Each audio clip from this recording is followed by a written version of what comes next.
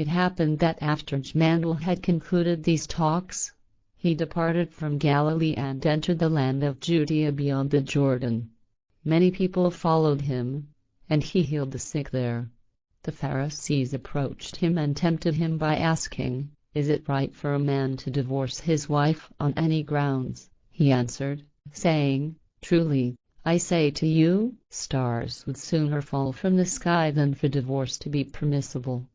Truly, a person will leave father and mother for the sake of marriage and will cling to their spouse, so as to become one flesh and blood. So they are now no longer two, but one flesh and blood, which is uniquely theirs.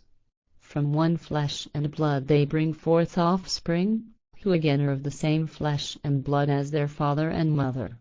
What has been joined together in this way, man shall not part, because it is against the laws of nature."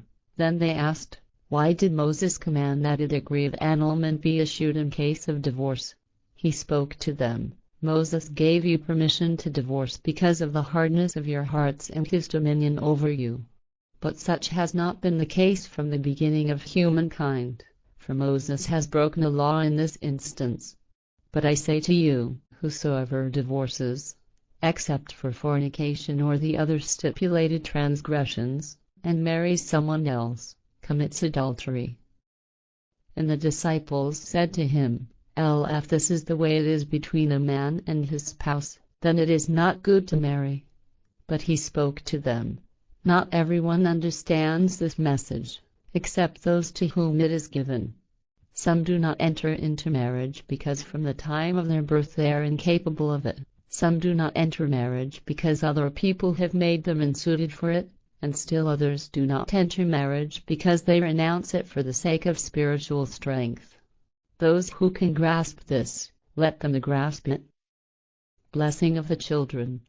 Then children were brought to him, so that he would lay his hands on them and bless them, but the disciples rebuked them.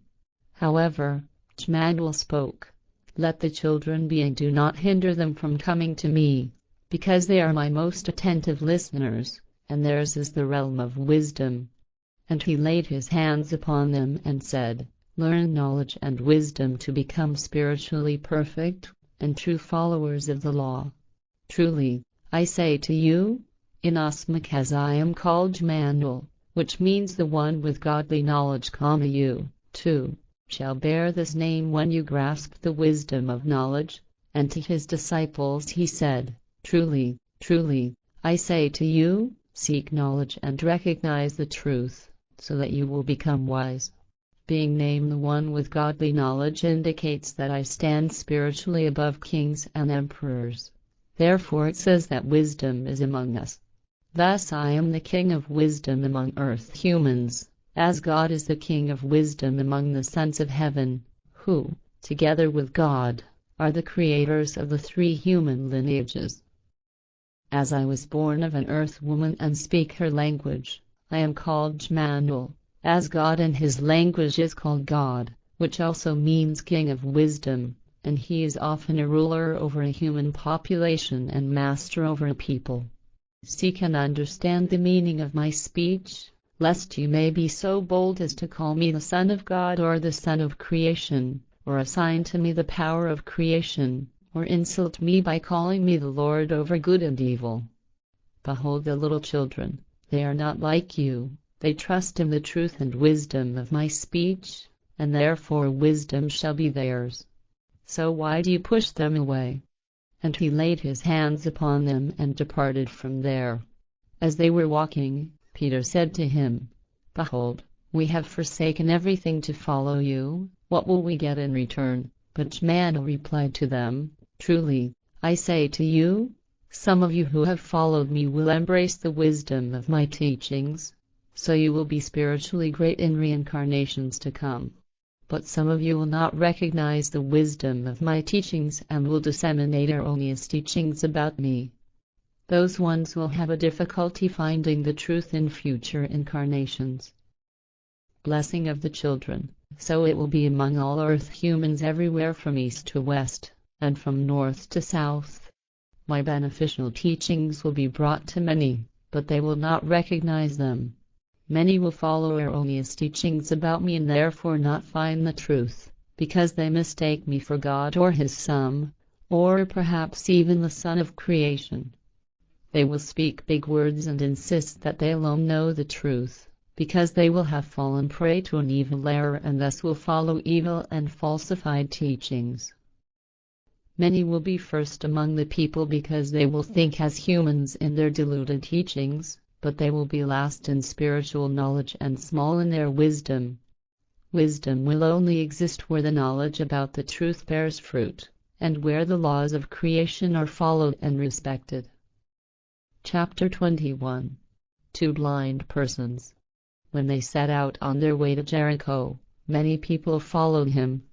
And behold, 2 blind persons sat by the wayside, and when they heard Jmmanuel going by, they cried out, saying, O Lord, Son of a celestial Son, have mercy on us. The people threatened them to be quiet, but they screamed even louder, saying, O Lord, Son of a celestial Son, have mercy on us. And Jmmanuel stood still and called out to them, asking, What do you want me to do for you? They said to him, Lord, open our eyes so we can glimpse the splendor of the world. And he had pity on them and asked, Whose power, do you suppose, is it that can make you see? They replied, The power of creation, which is in the laws. Jmmanuel was astonished and said, Truly, so far I have never found such faith and knowledge among these people. Be it done to you as you expect. And he touched their eyes, and immediately they could see, and they followed him. As they went on their way, Jmmanuel taught the people with sincerity, and he spoke. Truly, truly, I say to you, if you are knowledgeable and comprehending and embrace wisdom, and if you practice love truthfully and do not doubt, not only will you do such things with blind eyes, but when you say to the fig tree, dry up, it will dry up. Or when you say to a mountain, lift yourself up and throw yourself into the sea, it will come to pass. Be knowledgeable in truth and wisdom, so that your spirit and your consciousness will become powerful. And when you are knowledgeable and live in the truth of wisdom, your spirit and your consciousness will be filled with infinite power. Then everything you command or ask for in prayer, you will receive if you trust in it.